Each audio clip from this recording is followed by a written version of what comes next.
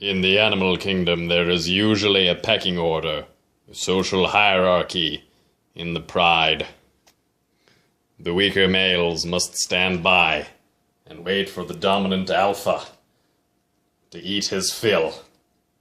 In this case, the dominant alpha is the smallest cat of the house, the runt of the litter,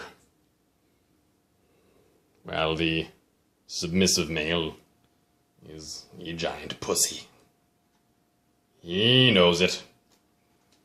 The alpha male consumes his fill and gives permission for the submissive to go in and eat the scraps. The circle of life continues.